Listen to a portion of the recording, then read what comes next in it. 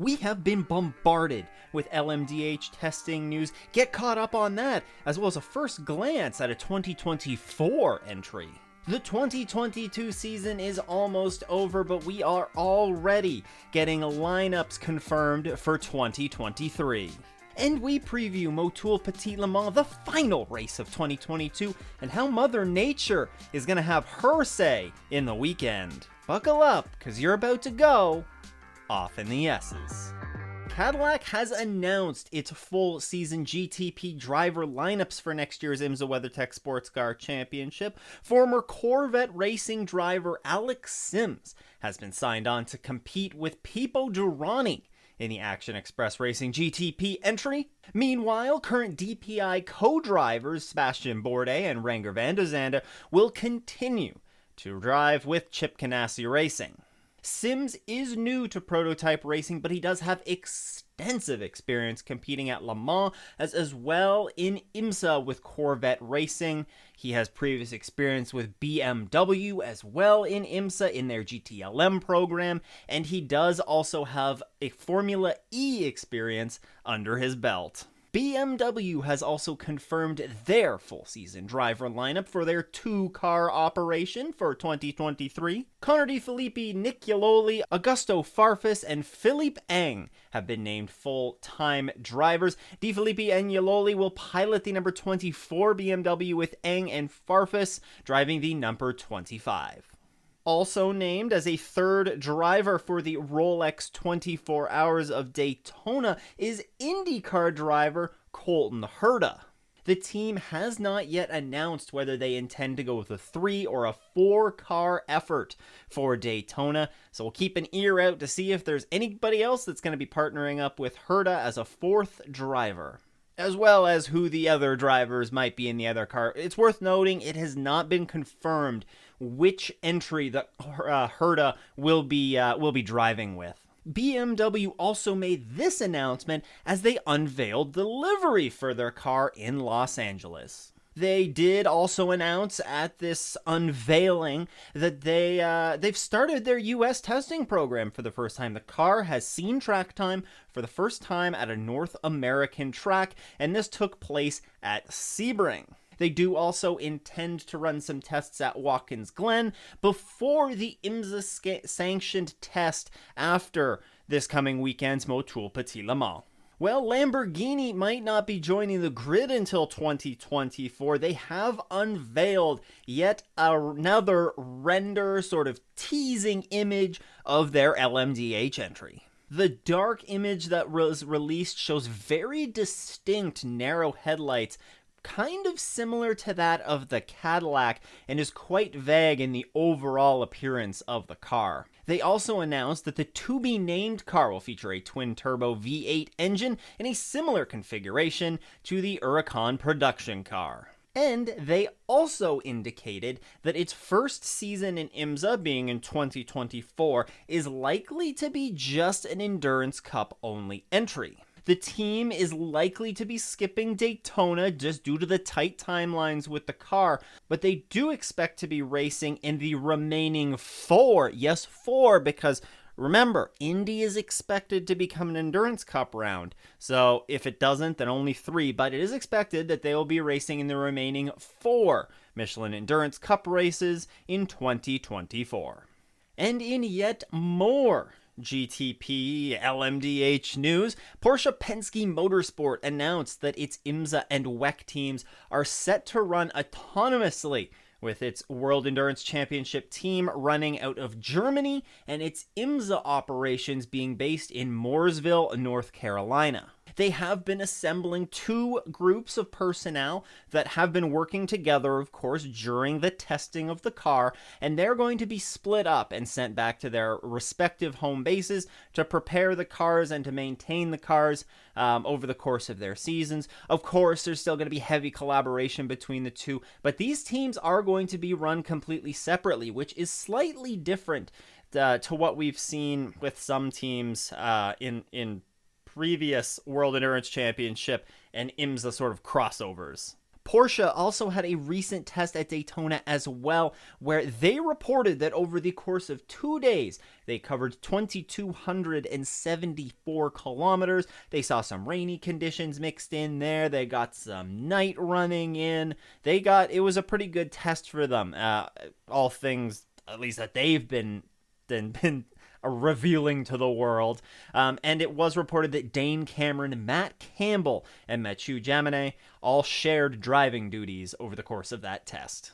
Jumping into some DPI news now, and Will Stevens is reported to be leaving Wayne Taylor Racing. He is said to have secured an unannounced ride at the top level of prototype racing next year. So very interesting. We'll want to keep ears out for that, especially we just talked about BMW. You know, they haven't announced some of their third and potentially fourth drivers yet. Could he be in the mix there? He does currently just do the Endurance Cup races, or did only do the Endurance Cup races for Wayne Taylor Racing. So that seems like it could be a pretty good fit there. This also goes along with the previous announcement that Brandon Hartley would be competing as the third driver for that Wayne Taylor Racing number 10 Acura at Motul Petit Le Mans to go along with full season drivers Ricky Taylor and Felipe Albuquerque. So Will Stevens out at Wayne Taylor Racing. We have to wait and see where he's going to go. And Brandon Hartley, the super spare, you could call him, as coming in as Wayne Taylor Racing, competing for that championship. A little bit of different driver news coming out of LMP2 here, as Racing Team Netherlands owner and driver Frits van Aert, who is also the CEO of Dutch supermarket chain Jumbo, was jailed and later released on bail as part of a money laundering investigation. Details are still a little foggy at this point, but as of right now, the team is still on the entry list for Petit Le Mans, but it's not clear whether he's going to be able to travel internationally to participate in the race. In LMP3, Colin Noble and Adam Ali will join Fast MD Racing alongside Max Henretti for their third race of the season. The team has competed in the 12 Hours of Sebring as well as the 6 Hours of the Glen already, and joining the team, Colin Noble, he's got a pretty impressive resume to his name. He's the reigning Michelin Le Mans Cup Championship. He also won the 2020 Asian Le Mans Series, both of these coming in the LMP3. As for Adam Ali, he's recently made the jump up to car racing from karting, and the Canadian will be making his IMSA debut. You might recognize this next name here. Tyler Maxson will join Performance Tech Motorsport in the number 38 Ligier alongside Dan Goldberg and Cameron Shields for Motul Petit Le Mans. The regular in the IMSA Michelin Pilot Challenge TCR category will be making his second career start after also racing the 6 Hours of the Glen. And a second AWA Duquesne has been added for Anthony Mantella, Wayne Boyd, and Josh Sarche. In GTD Pro, GT Racing staple Cooper McNeil is taking a step back from the number 79 WeatherTech Racing Mercedes for the car to return to its GTD Pro class entry. Instead, it will be Maxi Goetz, Matzi Buch, and Michael Grenier who will pilot that car for the season finale. James Calado will return to the Risi Competizione Ferrari for the first time since the Rolex 24 at Daytona. He will join fellow factory Ferrari drivers Daniel Serra and David Dragon as they compete for the Michelin Endurance Cup Championship. They are currently just 2 points off the championship lead. And in GTD driver news, Tom Gamble has switched from the Heart of Racing Aston Martin's GTD class entry to the team's GTD Pro entry. In a corresponding move, Ian James will complete the lineup in the number 27 GTD entry as that team competes for the overall full season GTD championship. And despite hearing all sorts of news and rumors and excitement around IMSA joining NASCAR on the streets of Chicago next year, it turns out it's not going to happen. It has been announced that instead of an IMSA sanctioned series joining NASCAR in Chicago, that it will just be the NASCAR Xfinity Series, the second tier of NASCAR racing that will compete on that weekend. And also a note going into this weekend, inaugural Petit Le Mans winners Wayne Taylor, Eric Van de Poel, and Emmanuel Collard will serve as Grand Marshals for this year's Motul Petit Le Mans. If you're enjoying this video, let me know by crashing your thumb into that like button. Let's talk a little bit about the track that we're going to be visiting this weekend. Michelin Raceway Road Atlanta is 2.54 miles and 12 corners located in beautiful Braselton, Georgia, about 45 minutes northeast of Atlanta. Petit Le Mans, the race, has been contested since 1998 and has become known as one of the premier endurance races not only in North America but around the world. Over the course of the 2.54 mile circuit, there is 125 feet of elevation change and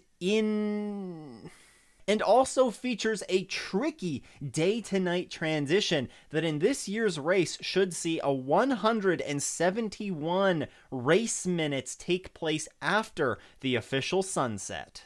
We've got a pretty full grid at Petit Le Mans as well, as we will see 48 cars take to the track this year, which is 5 more than last year. And if you'll recall, last year's race was pretty freaking hectic, so 5 more cars is not insignificant to add to the grid here.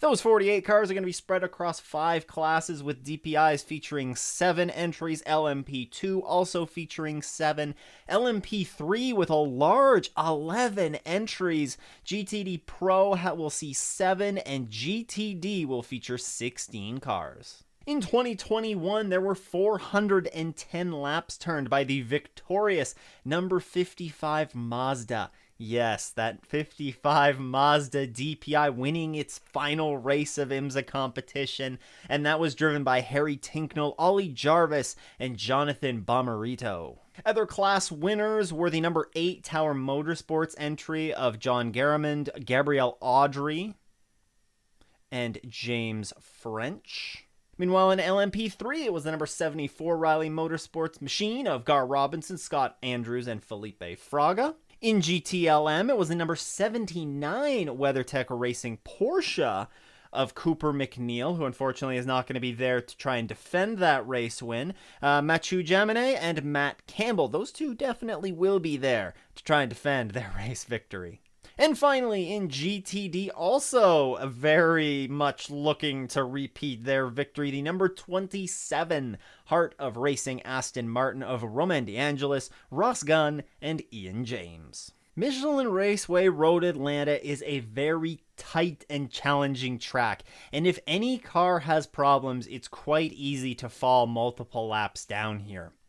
In recent years, there have been some dramatic races, such as in 2020, when the leading cars of the number 17 Penske Acura and the number 31 Whelen Engineering Cadillac made contact in the closing minutes that saw both of their race wins dashed. Also, it doesn't take too long to remember the 2021 running last year, where we saw the DPI championship decided in the final corners of the final minutes of the race, as well as that Mazda DPI who came from 3 laps down to win that race. The best passing opportunities that you're going to see here into turn 6 and into turn 10. We also might see an opportune dive into turn 1. And don't forget about those S's. You're going to see cars go side by side through the S's there, and you are going to see cars off through the S's. Definitely a spot where we see incidents take place every single year. And then just to add to the challenge of the first corner 1 and into corner 2, the elevation changes through that first sort of half lap are quite severe and pose quite the challenge for the drivers. Lap times here range from the 109s for the DPIs down to the 119s for GTD, but the biggest thing to talk about this weekend is the weather. I'm going to link a great piece put together by Racecast Weather. You can also look them up on Twitter as well. But Racecast, they do a great job of covering the weather leading into not just IMSA races, but all forms of racing around the world. And the big storm that they are tracking going into this weekend is Tropical Storm Ian. So it is going to be quite a challenging week, and there is a possibility that this tropical storm could potentially delay Motul Petit Le Mans. As of right now, it doesn't appear to be affecting the weather on Wednesday or Thursday, but it's when you get into Friday and Saturday that the problems arise. That is when, depending on the trajectory of this tropical storm that is expected to transition into a hurricane, depending on where it makes landfall, it could go directly into the path of Michelin Raceway Road Atlanta. And while rainfall is fine, the heavy winds that come from hurricanes and the potential for flooding doesn't just put track running at risk. The safety of the fans is also something that IMSA is going to have to consider, and whether they need to actually pull the plug before the weekend activities even commence, either potentially delaying it. We don't know. We know that it's been a constant problem for GTP and LMDH, those cars to get testing time at North American tracks, and we know that IMSA has scheduled testing at Michelin Raceway Road Atlanta. Would they consider pushing this race to that allotted testing and then reschedule the testing time? That kind of remains to be seen. We don't know what flexibility there is there at the track, but this is definitely a developing story and one that we're going to have to monitor all this week. And I'll definitely keep you updated the best that I can. You can follow along on Twitter at Off in the S's.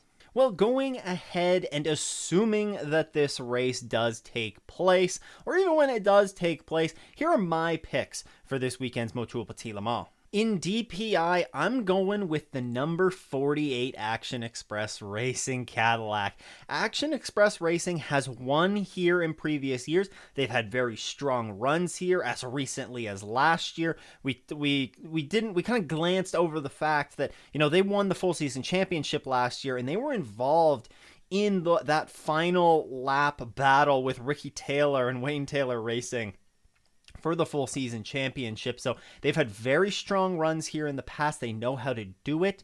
I think that Kamui Kobayashi, it's going to be his last race for the foreseeable future in IMSA. It's the last race for the DPI. We saw some kind of magic happen last year with Mazda winning the final race that they were participating in. I just have this hunch for that dramatic Kamui Kobayashi, Jimmy Johnson, that number 48 heading to victory lane. In LMP2, I'm going to be rolling with John Ferrano in the number 8 Tower Motorsports LMP. They've had a very strong run up to this point. John is currently leading the championship, so he's looking to wrap that up. Unfortunately, his teammates, they've had some swapping of teammates at times, so they're not directly... It's John that's leading the points on his own, but, the rest of that car... They've had a very strong driver lineup all season long, and I would expect this to fully transition into the season finale race. Some easy, kind of straightforward ones here. The number 74 in the LMP3 category. The Riley Motorsports entry. Been dominant at times this year. They've looked very strong. They won here last year. I think the experience that they have, the results that they've seen, kind of make them a bit of a no-brainer to be a favorite heading into this weekend. The number 9 Pfaff Motorsports Porsche. Not really much to say there. I mean, number one, I do like Pfaff. But aside from that, they've been absolutely dominant in GTD Pro this season. They're going to win that championship, and they've been absolutely dominant. This would be a beautiful way to wrap up the season for them. And kind of continuing on here with a trend, a very clear trend, actually, now that I'm thinking about it, to go along with championship winners here, potentially, I'm going to also go along in the race winner for GTD class, the Heart of Racing, number 27. Heart of Racing, they wouldn't make a driver change, bringing a driver from the pro entry down to the GTD entry, if they weren't seriously going for that championship and that championship didn't mean something to them, they are going to be putting everything they got into that team and making sure they do well. And you know, there's something to be said about in these situations where teams have the potential chance, opportunity to win a championship, how they step up and perform. And that's why 4, I guess, of my 5 race winners are also essentially leading or in the hunt for the championship.